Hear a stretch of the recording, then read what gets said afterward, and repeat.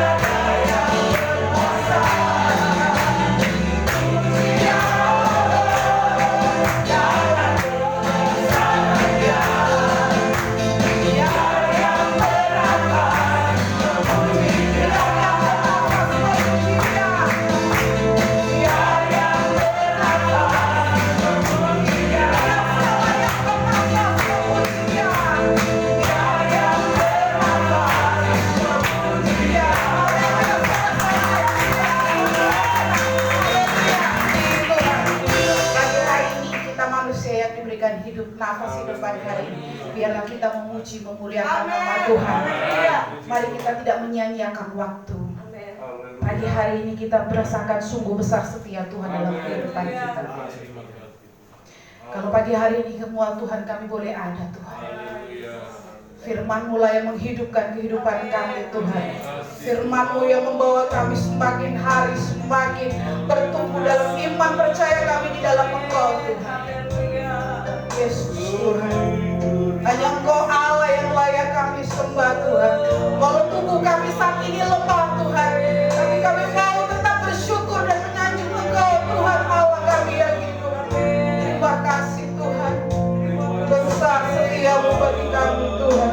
Oleh sebab itu kami meninggikan Engkau Tuhan Yesus Allah kami. Terima kasih Tuhan. Sungguh besar setia-Mu.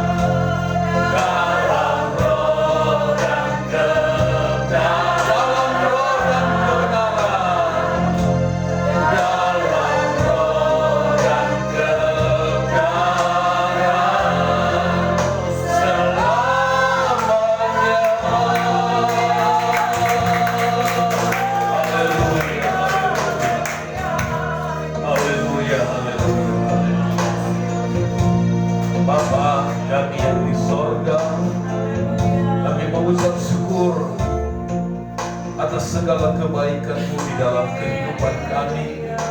Kami boleh memuji, menyembah Engkau, dan kami percaya Engkau hadir bersama-sama dengan kami pagi hari ini.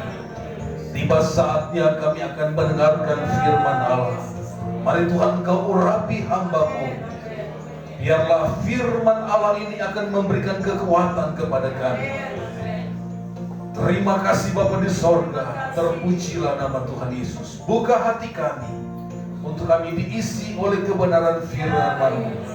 Segala bentuk kuasa gelap, kuasa iblis kami patahkan dalam nama Yesus. Biarlah Engkau sendiri, Roh Kudus sendiri yang bekerja pagi hari ini bagi kami. Terima kasih Bapa di sorga, kami mau duduk diam mendengarkan firman Allah. Di dalam nama Tuhan Yesus Kristus kami berdoa. Haleluya. Amin. Silakan duduk.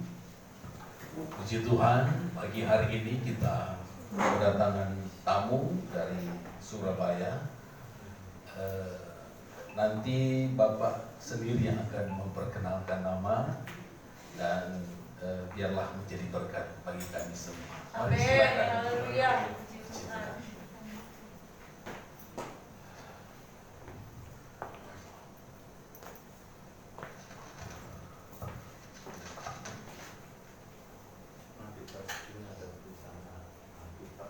Puji Tuhan.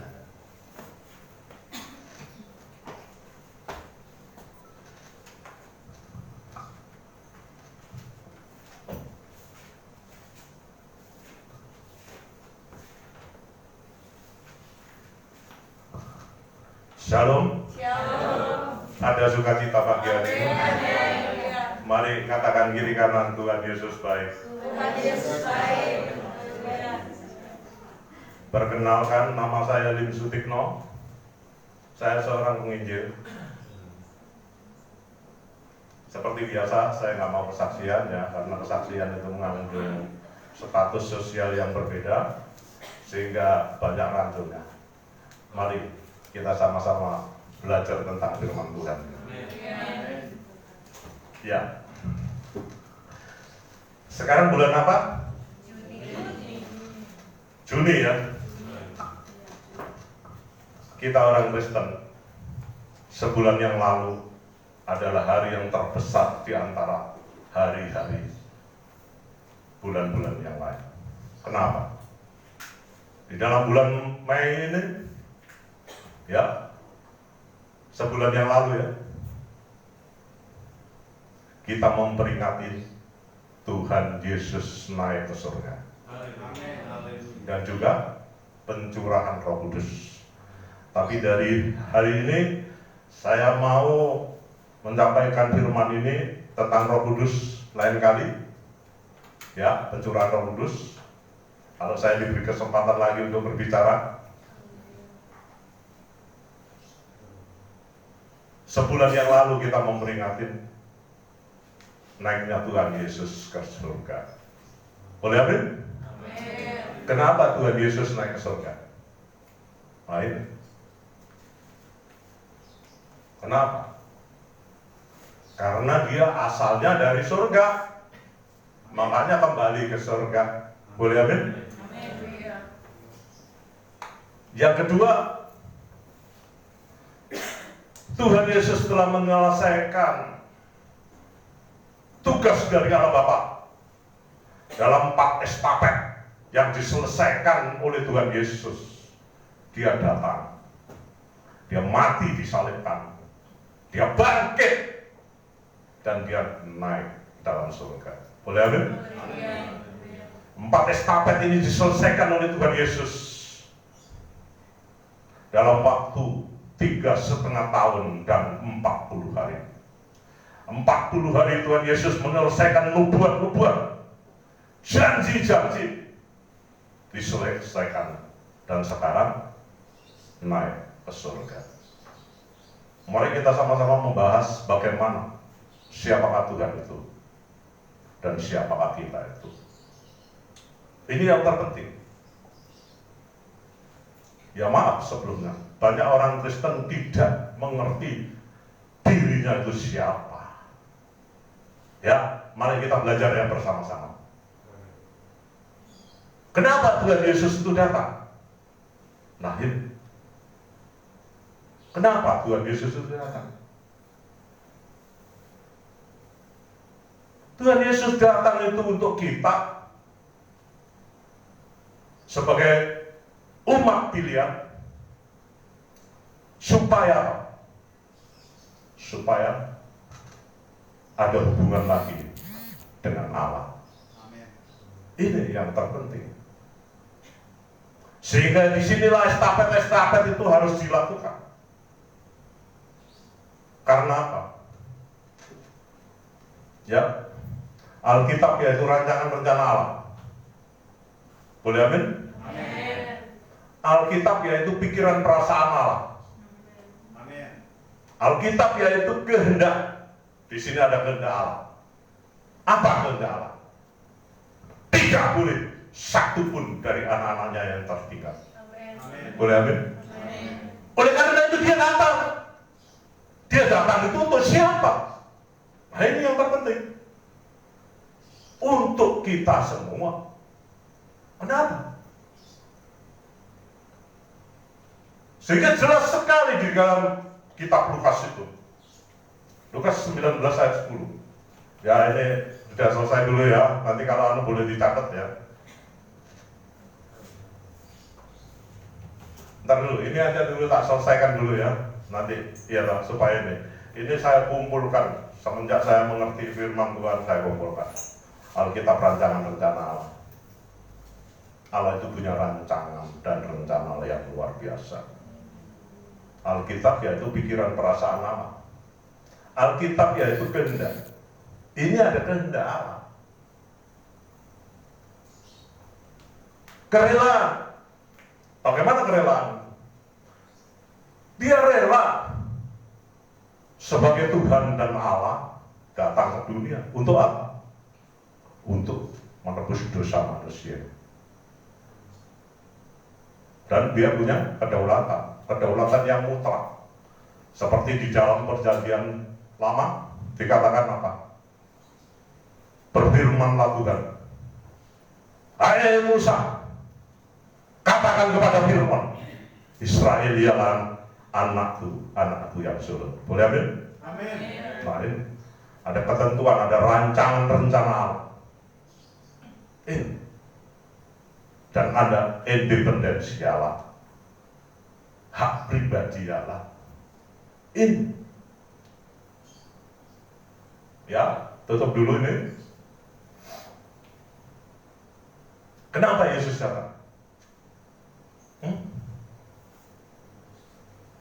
Ini. Karena dia mau mencari dan menyelamatkan yang hilang. Siapa yang hilang? Saudara dan saya ini. Ayatnya dulu. Lukas 19 ayat 10.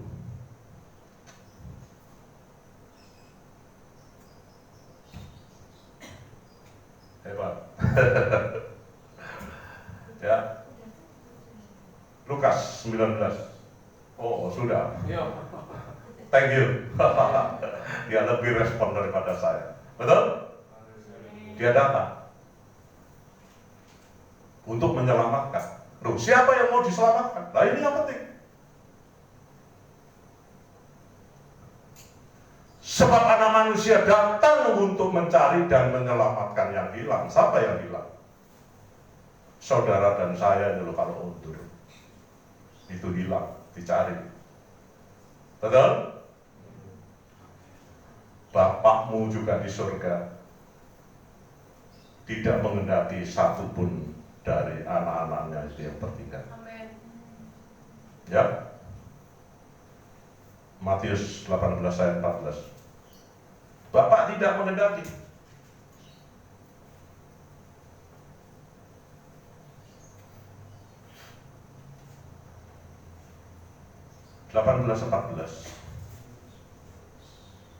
Demikian juga Bapakmu yang di surga tidak menghendaki supaya seorang pun dari anak-anak ini hilang. Siapa anak? Ya kita itu. Makanya konteks ini. Bagaimana keselamatan itu Sehingga disinilah kenapa Tuhan Yesus datang. Ini yang penting. Kenapa? Dan untuk siapa? Dan siapa yang diselamatkan? Kita ini buatan Allah, diciptakan di dalam Yesus Kristus untuk melakukan perbuatan-perbuatan baik yang sebelumnya dipersiapkan oleh Allah supaya kita masuk di dalamnya. Ini konteksnya. Jadi konteks keselamatan itu kepada anak-anaknya. Ini konteksnya. Mosok tetangganya, mosok keponakannya. Nah, karena anak tidak ada mantan. Betul? Kalau istri ada mantan, tapi keluar anaknya, tetap anak. Betul? Disinilah. Mau kita murtad, mau kata apa, Allah tidak menghendaki satu pun dari anak-anaknya yang tak tertekan. Ayo kita respon sesuai dengan firman Tuhan. Bertobat. Ini. Sehingga siapa kita ini? Siapa? Siapa kita ini?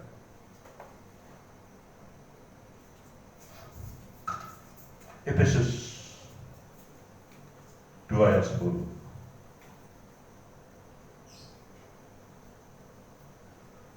Oh, 2.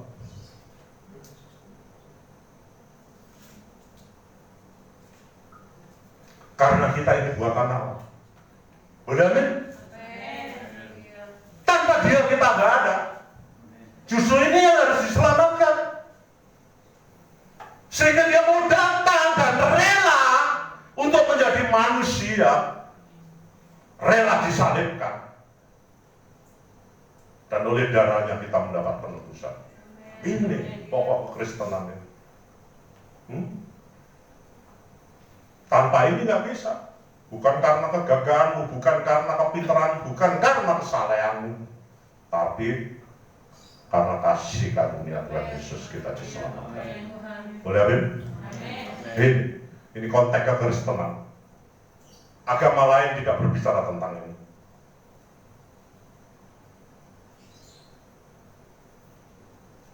Sekarang ada pertanyaan. Siapakah nabi terakhir itu? Ya? Muhammad. Muhammad yang mana? Hah? Nabi terakhir? Hah? Apa? Loh, Tuhan Yesus itu Tuhan. Kalau Nabi berarti konteksnya salah benar. Ya. Nabi yang terakhir yaitu Maleaki. Betul? Perjanjian lama kitab yang terakhir itu siapa? Maleaki. Dari Maleaki ke Yesus itu kurang lebih 400 tahun. Manusia tidak ada yang benar. Tidak satu pun manusia yang benar. Celaka. Andai kata ini ada yang satu benar, Yesus nggak mungkin datang. Itu yang saya pelajari. Betul? Kalau ada satu aja yang benar, Yesus nggak mungkin datang. 400 tahun. Sehingga disinilah genaplah sudah waktunya Allah. Ayatnya dulu dibuka. Galatia 4 ayat 4, 5, 6. Nanti seterusnya baca sendiri supaya kita tahu.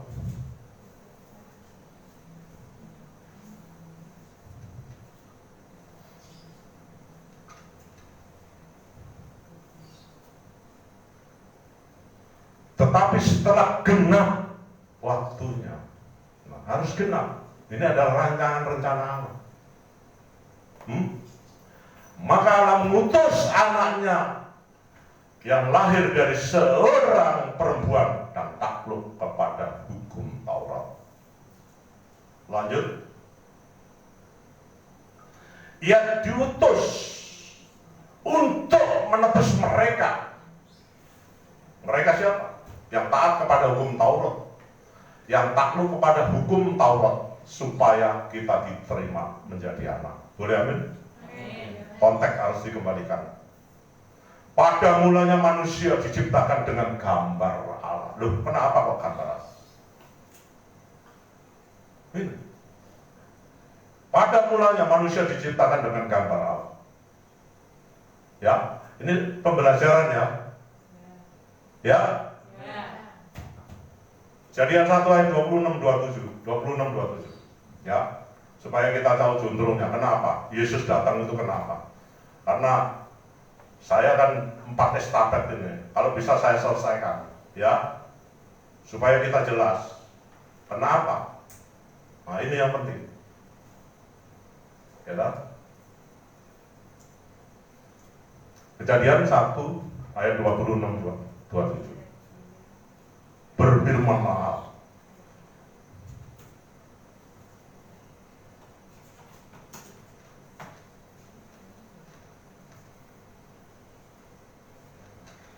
berfirmanlah, baiklah kita menjadikan manusia menurut gambar dan rupa kita.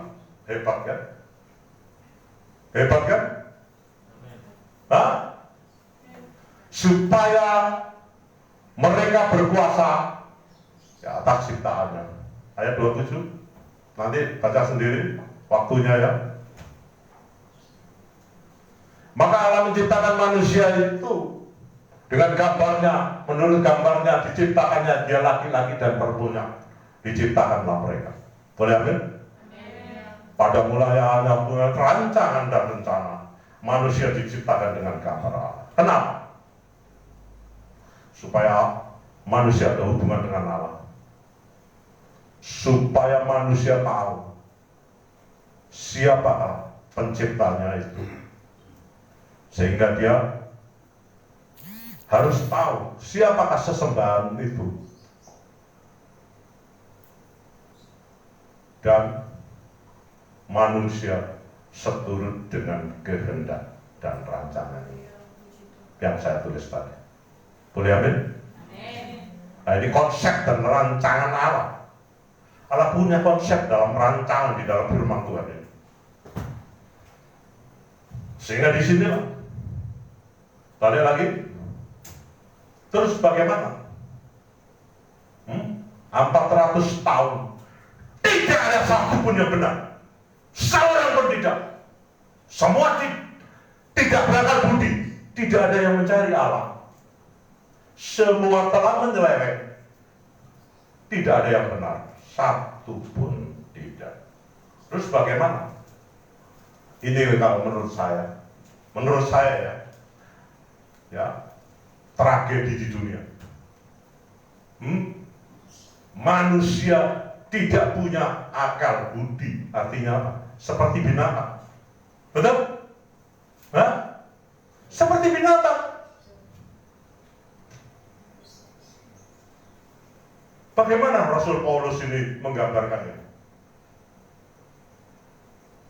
Roma 3 ayat 10, 11, 12, lanjut baca sendiri. Seperti ada tertulis, firman Tuhan itu sudah ditulis, diingetin lagi. Seperti ada yang tidak ada yang benar. Tidak ada yang benar. Tambahin lagi, seorang pun tidak. Berarti orang Surabaya bilang nggak ono blas. Betul? Lanjut.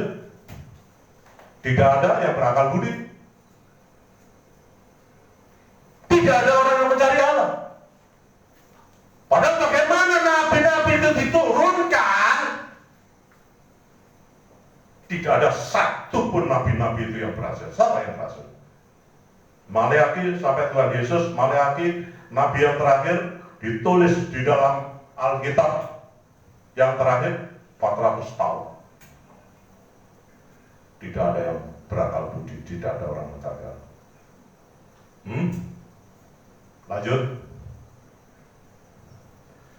Semuanya telah menyeleweng. Artinya apa? Menyeleweng. Seperti yang tak gambarkan tadi, yaitu manusia diciptakan dengan gambar Allah. Bagaimana dulunya Yahweh? Semua orang telah menyeleweng. Mereka tidak berguna.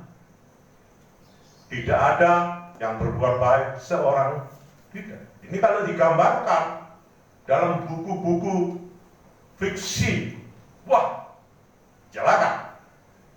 Bapak memperkosa anaknya, nggak ada yang benar, nggak ada yang berakal budi. Betul? Terus bagaimana tragedi dunia ini?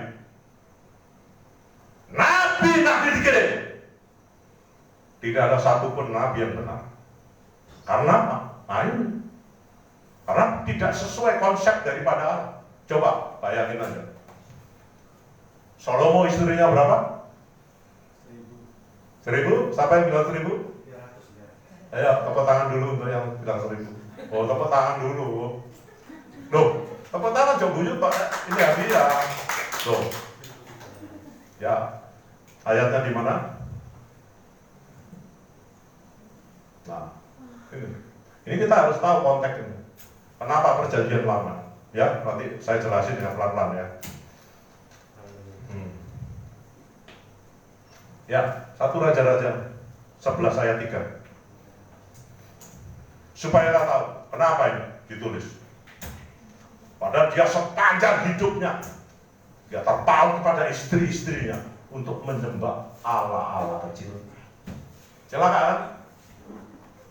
Dia mempunyai 700 istri dari kaum bangsawan dan 300 gundik. Istri-istrinya itu apa? Menarik hatinya daripada Tuhan sepanjang hidupnya Salomo. Celaka kan? Celaka kan? Tapi kenapa ini ditulis? Nah, ini yang penting. Karena saya seorang belajar premis. Pernah dengar premis? Premis itu dasar pengertian, landasan dan dasar pengertian dari teologi. Kenapa ini ditulis? Kenapa Matius ditulis kok pertama, Markus pertama? Kenapa Yesus itu datang? Nah, itu saya belajar premis, dasar dan landasan pengertian teologi. Itu ada aturan dan tatanan seperti yang tak tulis tadi. Ini semua rancangan Tuhan. Betul? Tidak ada Salomo. Mau tahu istrinya Daud berapa? Ya ini sebagai gambaran supaya kita tahu kenapa perjanjian lama itu begitu. Ya. Dan belum pernah dijawab maupun diutarain pembicara-pembicara di atas mimbar ini. Makanya saya anukan. Istrinya Daud aja berapa yang di Hebron? Itu belum di Yerusalem. Di Hebron aja 18. Kan bingung kan?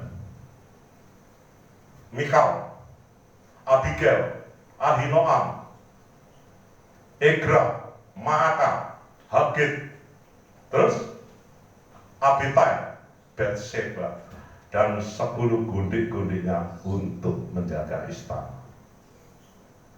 Apa artinya gundik-gundik?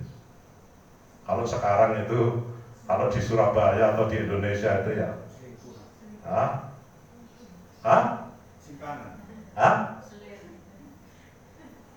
yaitu kawin siri gitu. Betul? Loh, betul nggak? Ah, itu gundik-gundik. Ya tak? Mau tahu?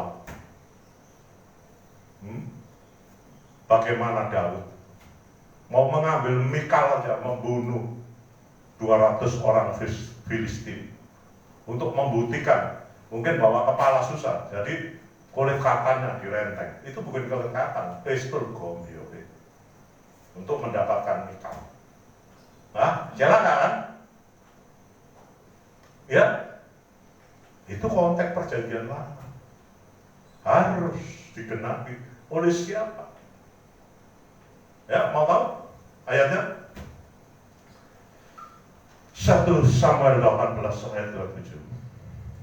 Supaya kita tahu ya, ini gambaran ya. Kenapa ini? Yesus itu siapa? Kenapa kok datang? Dia itu Allah sendiri.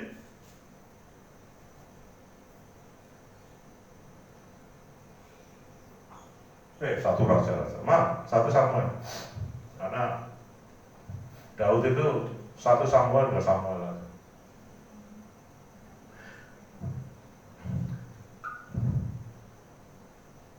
Ya kan, ya Pak. Tetapi Daud bersiap ia pergi dengan orang-orang dan menewaskan dari orang Filistin itu 200 orang serta membawa kulit katan. Bukan kulit katan. Kalau kulit katan kan cuma titik toh. Ya? Pistol gombyo, ngerti ya pistol gombyo? Loh, betul enggak? Ini kita bukan porno karena ini bahasanya ini kan bahasa Melayu tadi supaya agak halus gitu. Ya, betul? Hah? Membawa kulit katan mereka dan dalam jumlah yang genap. Jumlah yang genap berapa? 200 untuk mendapatkan Mikal. Diberikan mereka semuanya itu kepada raja supaya Daud menjadi menantu raja. Kemudian Saul memberikan Mikal anaknya kepadanya menjadi istrinya. Betul? Boleh amin? Kenapa saya bilang amin? Firman Tuhan harus kita aminkan. Betul? Nah, ini rancangan rencana Allah. Nah, seperti mau mendapatkan Bathsheba dengan cara melempar batu sembunyi tangan. Betul? Nanti baca. Mari membunuh Uria dengan cara licik, lempar batu sembunyi tangan. Betul? Nah ini semua ditulis. Kenapa? Nah ini cikal bakalnya. Kenapa Yesus datang? Tidak ada seorang nabi pun yang benar. Benar? Enggak benar. Benar? Mau tahu Bathsheba? 2 Samuel supaya kita tahu ya, untuk menyingkirkan 11 ayat 27.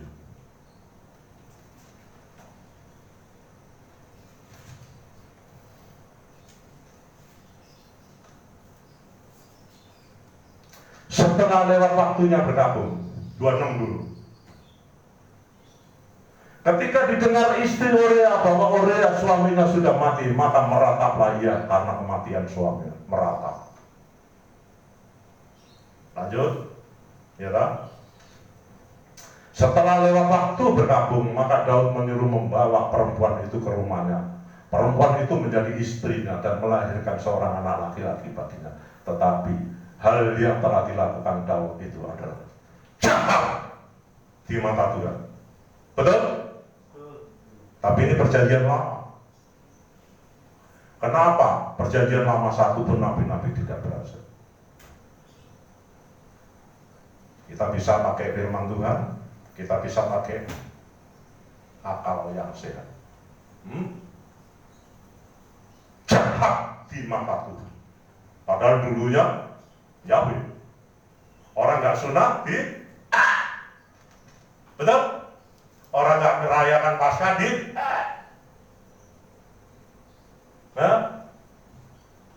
betul? Nah ini. Tapi konteks ini perjanjian lama.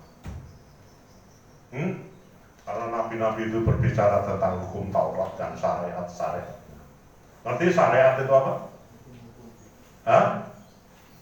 Ayo. Gak apa-apa kita pembelajaran, kita jawab berarti kita mau belajar lagi. Hukum Taurat. Barang siapa melakukan hukum Taurat, berdosa. Jangan membunuh, kamu melakukan membunuh, dosa kan? Jangan berzina, kamu melakukan berzina. Nah ini artinya. Tapi hati-hati ini agak nyerempet, ya. Ini Paulus yang berbicara. Gitu. jangan membunuh, kamu melakukan membunuh. Siapa saja yang melakukan hukum Taurat ialah orang berdosa. Karena itu harus sesuai rancangan Allah. Seharusnya apa? Kau mentaati hukum Taurat, betul? Mentaati, jangan membunuh atau membunuh. Kalau kamu membunuh ya berarti melakukan. Ya, beda tipis ya. Betul? Lain. Terus kenapa nabi-nabi itu kan? Karena dia berbicara tentang hukum Taurat.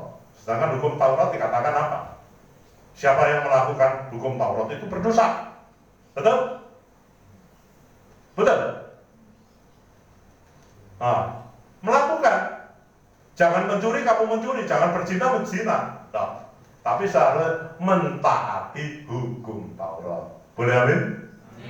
Mari soal-soal buat kita.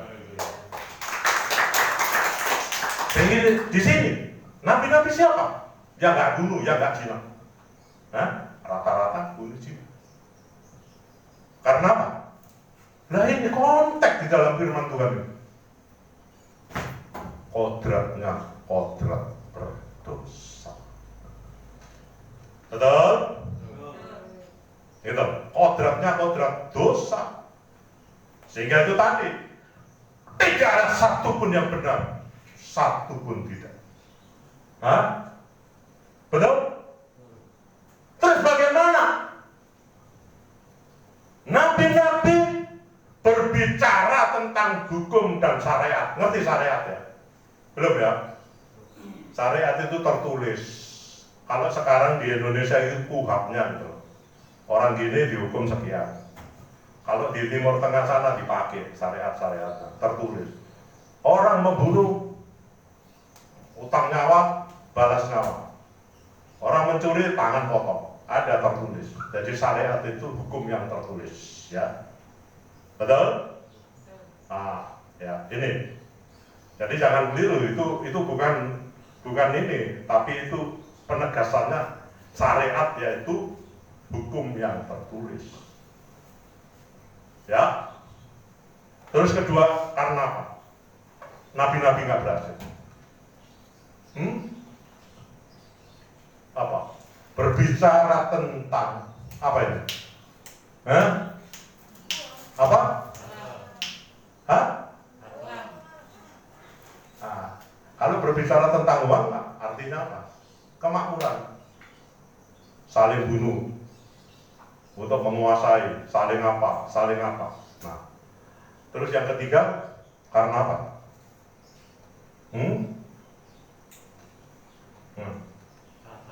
Hah? Apa? Kekuasaan tahta. Bukan, itu tadi termasuk keinginan daging. Betul? Loh, keinginan daging, contohnya itu loh, Betseba, ya loh, diambil, kelihatan Betseba saya gini bingung dia. Wah, ya apa? Makanya saya katakan lempar batu sembunyi tangan. Akhirnya apa? Dikirim ke medan perang. Disuruh pulang supaya hari itu menggauli. Tapi namanya Uria itu otaknya otak jenderal. Jadi dia nggak mau pulang. Bingung kamu, betul? Wah, siapa? Nah, licik kan? Untuk mendapatkan Betseba aja. Tapi dari Betseba inilah, iya tak? Adanya Bait Allah.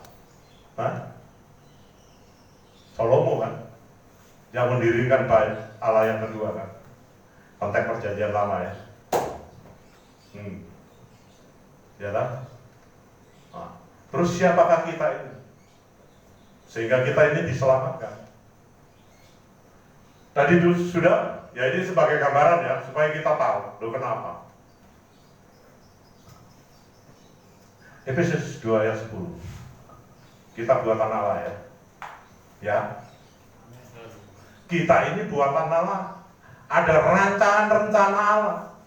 Bagaimana Allah mau menyelamatkan manusia? Ya harus dijadikan anak-anaknya dulu. Karena anak ada mantan. Betul? Nah, karena Karena kita ini buatan Allah, diciptakan dalam Yesus Kristus. Tanpa Yesus Kristus kita diciptakan dalam Yesus Kristus untuk melakukan pekerjaan baik. Pekerjaan baik, kalau pekerjaan nggak baik itu, sehingga di sini ada katakan apa? Notos dan burios. Notos artinya anak gampang jatuh dosa, ya kan? Betul? Nah sehingga ini, ya kan? Yang sebelumnya dipersiapkan oleh Allah. Sebelumnya dipersiapkan. Kita ini sudah dipersiapkan sebelumnya. Sebelum mbah nenek moyang kita, sebelum ada. Kita sudah dipersiapkan oleh karena Yesus Kristus. Loh, bingung ya? Ya kan? Dipersiapkan Allah sebelumnya. Ia mau supaya kita hidup di dalamnya. Kita hidup sesuai gambar dan rupa Allah. Hidup dalam penurutan firman Tuhan. Hidup bergaul, melakukan kehendak Tuhan. Hidup tidak cemar, hidup kudus tak bercacat di hadapan. Ini. Betul? Nah, sekarang bagaimana? Pak ditulis itu untuk diciptakan dalam Kristus Yesus untuk melakukan yang dipersiapkan Allah sebelumnya, sebelum dunia dijadikan kita di surga. Aneh kan? Betul? Nah ini konteks ini harus dibetulkan, ya. Betul?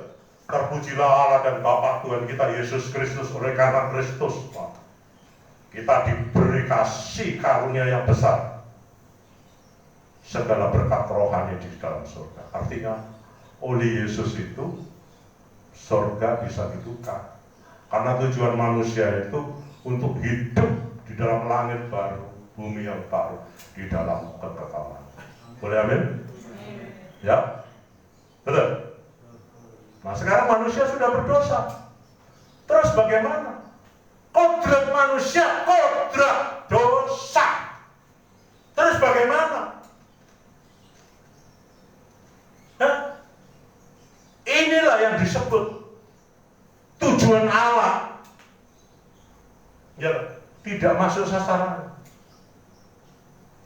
Tujuan Allah apa? Manusia diciptakan dengan gambar dan rupa. Betul? Terus bagaimana? Oh dulunya Allah Yahweh. Ya mau nggak mau Yesus turun. Yesus kan Tuhan dan Allah sendiri yang turun. Kan gitu. Nah ini. Terus bagaimana? Manusia tidak ada yang benar. Karena konteks perjanjian lama itu tidak sesuai dengan rancangan rencana Tuhan. Apa rancangan Tuhan? Tanpa pengorbanan tidak ada penebusan, tanpa penebusan tidak ada pengampunan, tanpa pengampunan masuk ke dalam maut. Boleh amin? Nah ini konteks. Ini konteks dalam firman Tuhan ini. Betul? Tanpa pengorbanan. Mana ada nabi-nabi yang mau berkorban? Dia menginginkan aja Batseba dibunuh oleh dengan cara licik. Hah? Betul? Nah ini konteksnya beda. Harus ada yang mau berkorban. Siapa yang mau berkorban? Saudara mau berkorban untuk saya? Siapa? Nabi-nabi mau? Nggak mau. Mau nggak mau? Allah sendiri turun menjadi manusia untuk menebus saudara dan saya. Karena saudara dan saya ini masih ada di sini. Makanya saya katakan bukan untuk manusia, saudara dan saya ini. Supaya saudara dan saya itu merespon panggilan Allah. Tanpa respon nggak bisa. Kodrat sudah kodrat dosa. Tidak satu pun. Terus bagaimana Allah mau menyelamatkan manusia?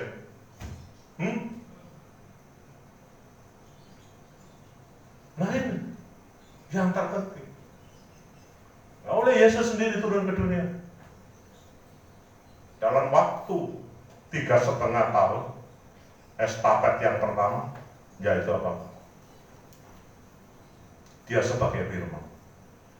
Boleh amin? Pada mulanya adalah firman. Kan gitu. Firman itu bersama-sama dengan Allah dan firman itu adalah. Tidak ada segala sesuatu pun yang jadi tanpa dia. Ya, no. Hah? Siapa firman Allah? Yesus sendiri. Kalau bahasa seberangnya itu kalam Allah. Ya Yesus. Betul? Tidak ada segala sesuatu pun yang jadi tanpa dia. Dia masuk di dalam kegelapan. Dunia sudah gelap, tapi kegelapan tidak bisa menguasai Yesus. Artinya Yesus tidak ada cemar dan dosa sedikit pun. Boleh amin? Nah ini artinya dia datang ke dunia, tapi dunia tidak mau mengenalnya. Dia datang ke dalam dunia. Mana ada dunia yang mau mengenalnya? Nah, dia datang kepada milik kepunyaannya. Siapa milik kepunyaannya? Orang Israel. Tapi kenyataan Yesus disalibkan kan, disangka. Tapi justru dari salib inilah kita diselamatkan. Betul?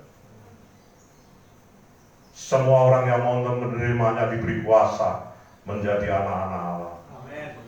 Yaitu siapa yang percaya. Percaya sama siapa?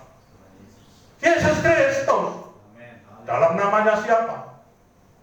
Nama Yesus Kristus. Itu tadi Yohanes, ya tak? Pasal 1 ayat 1 sampai ayat 12. Ayat 14. Firman itu telah menjadi manusia dan diam di antara kita.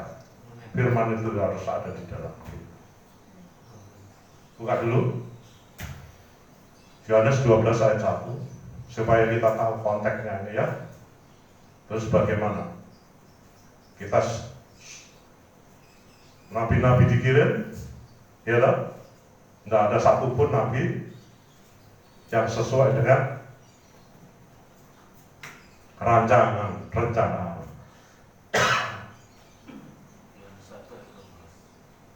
Yohanes 1 ayat 12.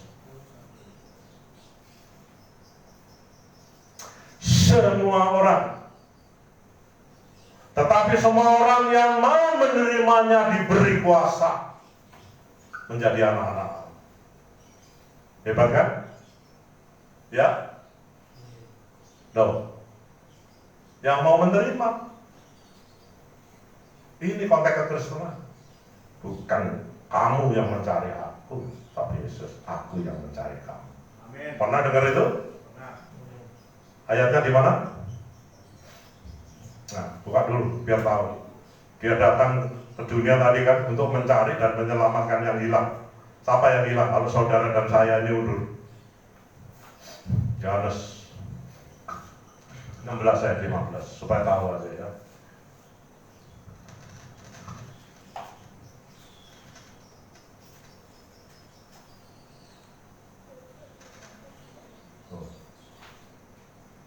Di atas 15-16. Tuh. Bukan kamu yang memilih aku, tetapi akulah yang memilih kamu. Boleh amin? Dan aku telah menetapkan kamu supaya kamu pergi dan menghasilkan buah, dan buahnya itu tetap, supaya apa yang kamu minta ke dalam Bapa dalam namaku kuberikan. Ini. Jadi ini konteksnya. Agama lain tidak berbicara, agama lain berbicara tentang umat. Betul? Dia mencari Allah. Loh bagaimana? Manusia sampai sekarang pun, iya kan? Betul? Nah ini konteksnya, ya kan? Karena perjanjian lama berbicara karena kodratnya, kodrat dosa. Kembali Pak ayat 12. Yohanes 1 ayat 12. Waktu ngelincir terus.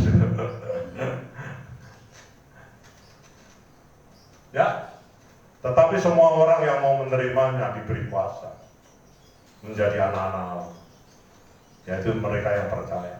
Percaya sampai sopo. Nah, Yesus Kristus. Dalam nama siapa? Nama Yesus Kristus. Ya tak? Bapak, namanya siapa? Ya. Umurnya berapa? 33. Hah? 33. Oh, 23 ya. 33.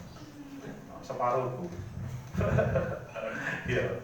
Nah, semua orang yang mau menerima.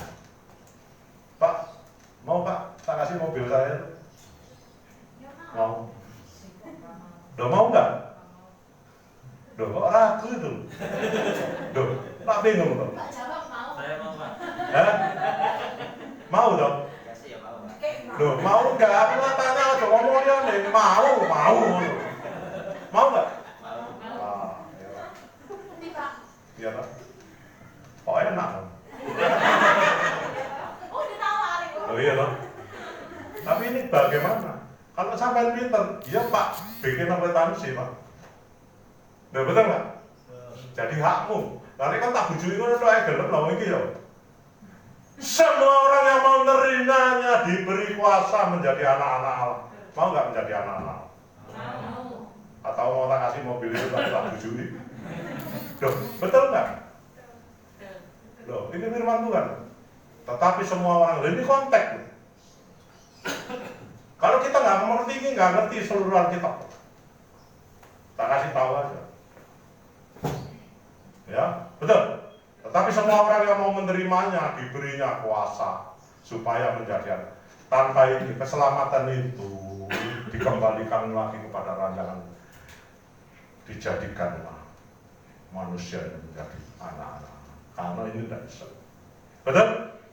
Bagaimanapun anak saudara itu pasti dibina. Betul?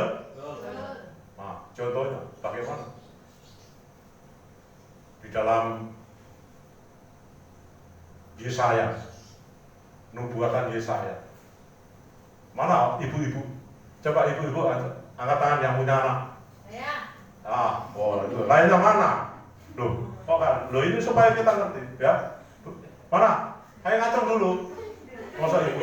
Ya begitu firman Tuhan. Terus bagaimana? Adakah seorang ibu melupakan anak bayinya? Ada nggak? Hah? Ada nggak? Saya tanya ada atau enggak? Kalau ada di mana? Kan gitu. Hah? Ada? Hah? Ada. Sinetron. Loh, kalau ada ya wong ini toh. Wong anake dhewe kok. Loh, adakah seorang ibu melupakan anak bayinya? Loh, ini Yesaya menggambarkan bagaimana tugas itu kepada kita. Kalau ada, ya toh. Aku guru besar tidak akan melupakan engkau saudara. Itu betul. Ayatnya mau tahu? Nah kan gitu. Yesaya 49 kan.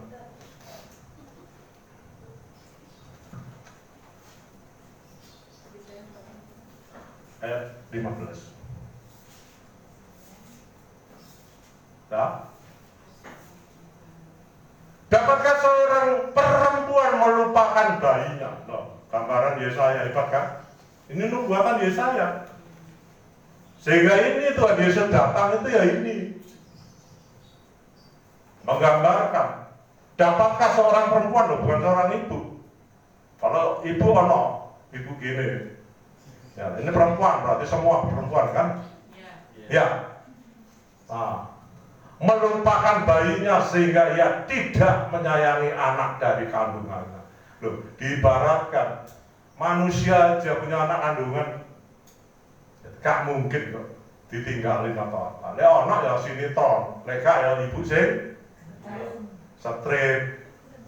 Ya, strip wrong on jarene arek. Iya. Betul? Terus sekalipun dia melupakan aku huruf besar. Hah? tidak akan melupakan engkau. Boleh amin? Nah ini konteks perjanjian lama, ya kan? Yesaya menubuatkan tentang Mesias itu. Betul? Nah ini nggak mungkin. Sehingga di sinilah kita dijadikan anak-anak Allah. Balik lagi 12:1. Masih ada waktunya lagi Pak? Masih ya? Oke ya? Aku seneng kalau begitu. Ya. Nah, sehingga gini, ya Pak? Ya ada satu atau semua orang yang mau menerimanya. Kita harus mau menerima kabar baik, kabar kesukaan, kabar keselamatan. Nah ini jadi, betul?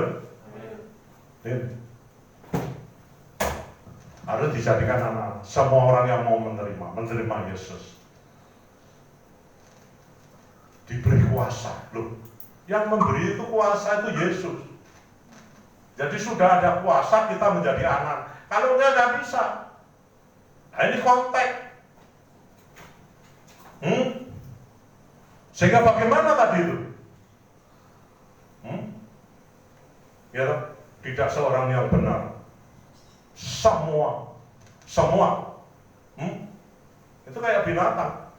Percuma Allah menciptakan manusia. Ini dikembalikanlah rancangan-rencana Allah ke dalam rancangan mula Allah, supaya manusia sesuai dengan gambar Allah. Betul? Terus bagaimana? Manusia sudah melenceng. Ini tragedi kalau menurut saya. Bukan tragedi. Bapak ngawini anaknya, anaknya ngawini ibunya.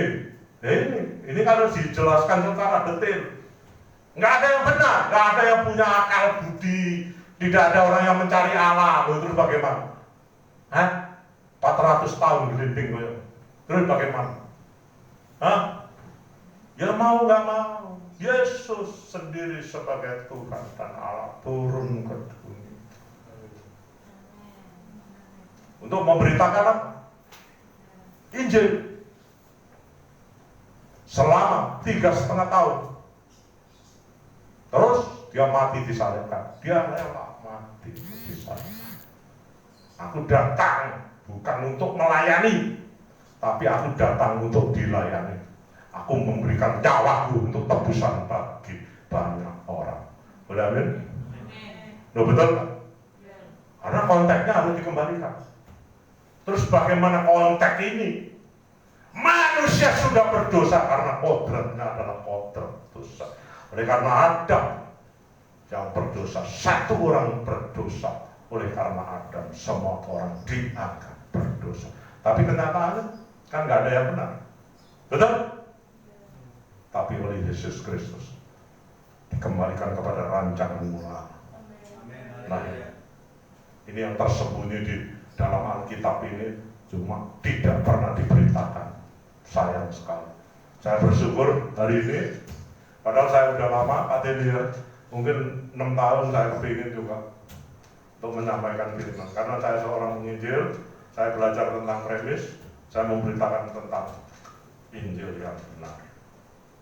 Kodrat sudah kodrat dosa. Terus bagaimana?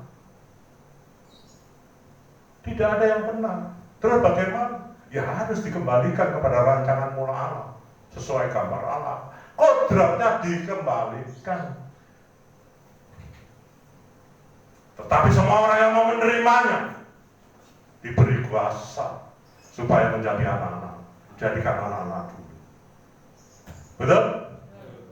Sehingga di sinilah, oleh karena kita menjadi anak-anak, kodrat kita dikembalikan oleh Yesus Kristus. Dengan cara bagaimana? Dia mau berkorban. Dia mau memberikan nyawanya untuk tebusan banyak orang. Markus 10 ayat 45. Dia datang bukan untuk minta dilayani. Agama-agama lain berbicara tentang melayani Tuhan. Sampai apa? Rela dirinya untuk bawa bom. Karena dia salah konteks. Karena anak manusia, siapa anak manusia? Anak besar. Tuhan Yesus juga datang bukan untuk dilayani. Dia datang itu bukan untuk dilayani. Betul? Melainkan untuk melayani dan untuk memberikan nyawanya menjadi tebusan bagi banyak orang. Loh, kenapa kok bagi banyak orang? Hah? Kok nggak semua orang? Ya banyak orang-orang yang mau menerima tadi. Betul? Diberi kuasa menjadi anak Allah. Sehingga kodrat kita ini dari kodrat dosa menjadi kodrat ilahi. Karena kita adalah anak-anak Allah. Sesuai dengan gambar dan rupa Allah. Boleh amin? Mari tepuk tangan untuk kemuliaan. Ini. Betul? Sehingga pada waktu Adam, di tengah-tengah Taman Eden ini ada dua pohon, pohon kehidupan dan pohon pengetahuan. Jangan kau petik pohon pengetahuan itu, kamu akan mati. Tapi petiklah pohon kehidupan supaya kamu hidup untuk selama-lamanya. Betul? Kan gitu? Hidup untuk selama-lamanya. Manusia diciptakan itu nggak bisa mati. Pernah dengar? Udah pernah dengar nggak? Di mana? Kejadian. Hah? Kejadian berapa? Kalau Allah itu menjadikan manusia bisa mati, berarti Allah itu nggak entos mencipta, betul? Ya toh? Untuk diciptakan dengan gambarnya.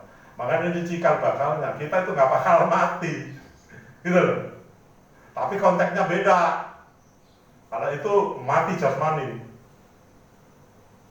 Kejadian 3 ayat 22. Ya supaya kita ngerti ya, kronologinya nanti bagaimana. Kamu jadi Kristen itu kenapa? Jadi orang Seberang tahu. Loh ini loh ceritanya. Betul? Oh saya dianggap ini, kok dia ngomongnya apa?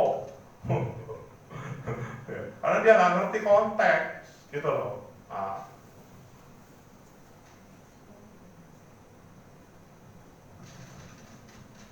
Dua-dua. Berfirmanlah Tuhan Allah. Sesungguhnya manusia itu telah menjadi seperti salah satu dari kita. Salah satu dari kita. Tuhan dan Allah. Ini Allah Elohim ya. Nanti ini rancu juga kalau kita harus waktunya panjang supaya kita ngerti. Jangan sampai ini kita saling otot-otot sama teman. Ya. Maka sekarang jangan sampai ia mengulurkan tangannya dan mengambil buah dari buah pohon kehidupan itu dan memakannya sehingga ia hidup untuk selama-lamanya. Boleh amin? Gitu. Kalau pohon kehidupan itu dimakan oleh Adam, sedangkan Adam sudah berdosa, dia nggak bisa mati, tapi berdosa, repot kan? Betul? Ini konteks perjanjian lama. Betul? Karena di sini. Sehingga pada waktu ini bingung. Gitu? Tuhan dimakan.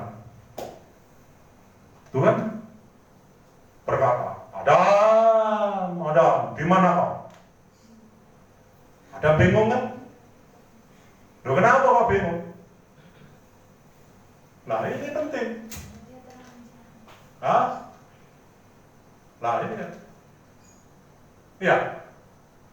Nanti baca sendiri. Adam, di mana kau? Bingung Adam.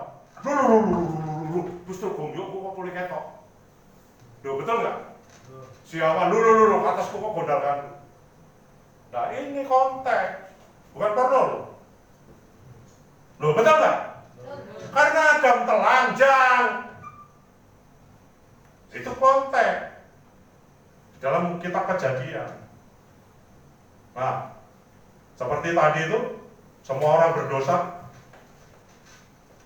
Semua orang telah berdosa, maka kehilangan kemuliaan Allah. Dan oleh kasih karunia Tuhan Yesus, kita dibenarkan dengan cuma-cuma. Betul? Loh, betul nggak? Jalur ayatnya kan gitu, loh kan gitu. Semua orang telah berdosa. Seperti Adam ini, gitu. Itu gambaran perjanjian lama. Gitu. Sehingga ada pertanyaan-pertanyaan di dalam teologinya. Kenapa Adam cuma petik gitu kok gak diampuni? Loh kan begitu. Ya.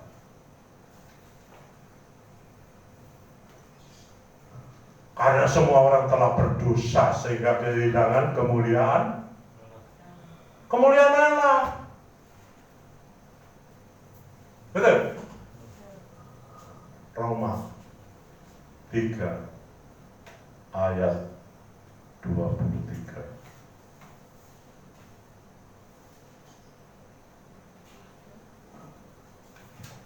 Semua orang telah berbuat dosa. Tadi kan dikabarin, Roma ayat 3 ayat 10, 11, 12, kehilangan kemuliaan Allah. Kemuliaan Allah hilang. Lanjut. Komat. Tapi karena karunia telah dibenarkan dengan cuma-cuma. Karena penebusan dalam Kristus Yesus. Boleh amin? Saya ini konteksnya. Tanpa pengorbanan, Yesus berkorban untuk saudara dan saya. Ya, tidak ada penebusan, harus ditebus oleh tubuh dan darah Yesus. Baru bisa dibenarkan. Betul? Nah, ya, karena penebusan dalam Kristus Yesus. Nah ini konteksnya. Nah, perjanjian lama tidak berbicara tentang penebusan. Harus ada yang mau berkorban dulu. Yesus mau berkorban, memberikan nyawanya untuk tebusan banyak orang. Banyak orang artinya orang yang mau menerima. Betul? Yesus itu untuk semua orang, tapi orang yang mau menerima. Betul? Nah ini konteksnya. Karena apa? Upah dosa ialah maut. Kan gitu? Tapi karena karunia Allah dibenarkan oleh Yesus Kristus Tuhan kita. Benar? Gitu. Kenapa kok maut? Apa artinya maut? Mati. Apa maut? Bisa dari Tuhan. Tadi kan digambarin itu. Dia kelihatan telanjang. Udah gak ada hubungan lagi dengan Tuhan. Betul? Ya. Upah dosa ialah maut. Tapi karena karunia, nggak bisa enggak. Karena itu disebut kasih Yesus itu adalah kasih agape. Nggak bisa enggak, betul? Ya saya tadi kabarkan apa seorang ibu yang melupakan anak bayinya. Meskipun ada, aku tetap menyayangimu kan gitu. Ini konsep Allah. Sehingga ia mau turun. Dan oleh kasih karunia telah dibenarkan dengan cuma-cuma. Kita nggak bayar apa-apa. Asal kita merespon aja. Dia sebagai Tuhan dan mengambil bagian itu. Ya. Masih ada waktu lagi dikit ya? Oke. Upah dosa ialah maut. Nggak ada hubungan lagi dengan Tuhan. Tapi nanti kalau kita mau bertobat, hubungan dengan Tuhan. Betul?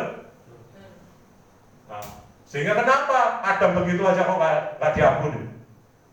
Konteksnya beda. Rancangannya beda. Hah? Roma 6 ayat 24. Supaya tahu. 23. Sebab umat dosa ialah maut. Tetapi karunia Allah, karunia itu apa sih? Nah, ini ngerti tapi orang ngertos, ngerti ya? Hanya dalam Alkitab ini yang ada karunia. Agama lain itu tidak berbicara tentang karunia. Karunia itu pemberian ilahi yang tanpa batas. Artinya apa? Sebenarnya kita itu orang berdosa. Kita tidak berhak untuk menerima keselamatan. Tapi oleh karena karya Allah yang besar, ya, kita diberi karunia. Ya. Betul? Ialah hidup yang kekal dalam Kristus. Tujuannya untuk hidup yang kekal. Betul? Tambah dikit ya. Sehingga gen kita itu kan dari gen dosa. Semua orang telah berdosa. Terus bagaimana untuk memulihkan ini? Alkitab tidak dijelasin secara jelas. Tapi hari ini beruntunglah saya bisa menggambarkan ini pada saudara sehingga saudara bisa mengerti. Boleh amin? Amin. Kenapa? Ya kan? Karena gennya sudah gen dosa, tidak ada satupun mungkin dosa. Betul? Nah, karena pikiran dosa terus. Makanya perjanjian lama nggak ada yang berhasil kan? Tapi kenapa ditulis? Nah, kan gitu. Ya kan? Nah, karena perjanjian lama itu tuntunan bagi perjanjian baru. Karena perjanjian lama itu berbicara tentang hukum Taurat dan syariat-syariat dan segalanya. Tapi kalau perjanjian baru itu, nah, ayatnya saya dibuka.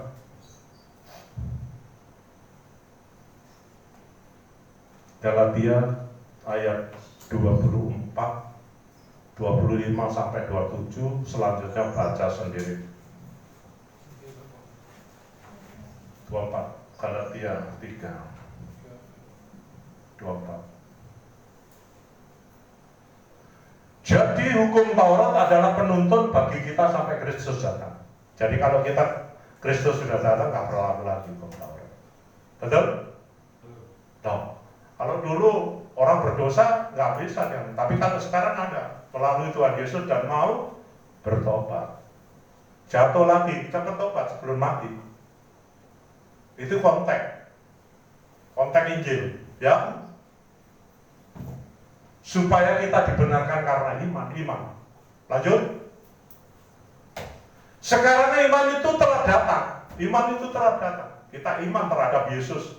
Yesus adalah Tuhan sendiri, dia adalah Sang Mesias untuk menyelamatkan manusia. Betul? Itu iman kita.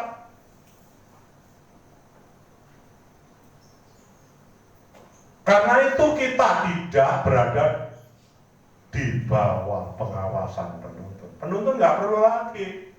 Wong kita sudah ada Injil kok.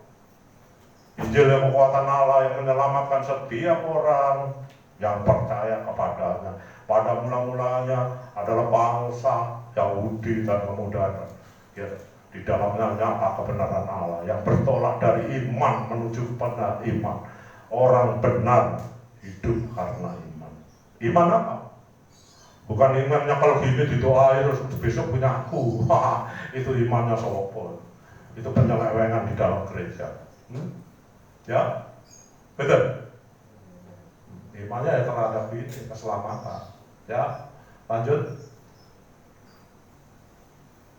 Sebab kamu semua adalah anak-anak Allah. Konteksnya kan harus dijadikan anak-anak. Ya, karena iman di dalam Yesus. Karena kita iman di dalam Yesus ini, kita adalah anak-anak Allah. Boleh amin? Nah, ini ada konteks. Nanti ini kuncinya tak kasih. Ya. Tapi ya nggak usah ada molor titik ya. Karena kalau enggak habis. Karena target saya tadi 4 loh, estafetnya.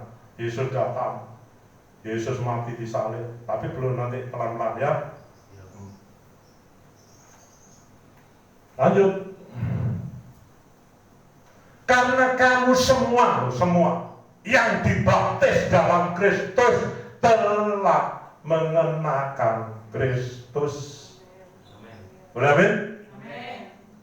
Nah, lanjutnya baca sendiri. Nah, sekarang ini konteks. Adam sudah berbuat kodratnya kodrat dosa. Tidak ada sampai Nabi terakhir 400 tahun.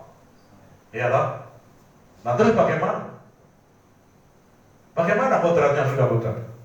Mau nggak mau, Yesus datang. Karena nabi-nabi tidak satu pun yang benar. Karena dia berbicara tentang hukum dan syariatnya, berbicara tentang apa? Kemakmuran. Ya? Tentang jasmani. Ya kan? Kawin mana Salomo orangnya 1000 ujungnya itu belum main tembak, dia ketemu tembak ya kan? Ini sesuai dengan firman Tuhan kan gitu. Nah itu semua ditulis karena ada konteksnya ya kan? Nah terus sekarang bagaimana? Allah bingung oleh karena dosa. Pusing kepalanya Allah.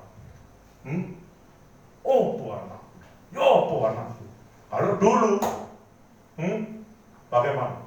Musnahkan. Sodom dan Gomora, tawar menawar.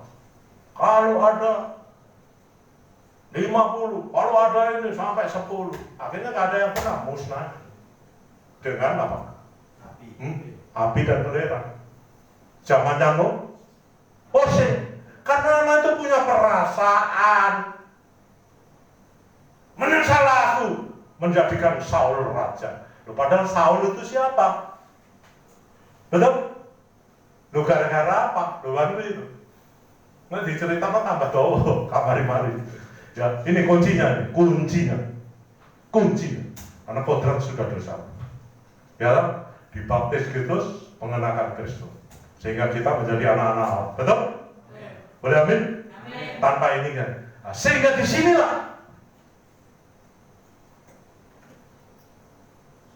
rahasia tersembunyi dalam Alkitab itu yang tidak pernah dibicarakan.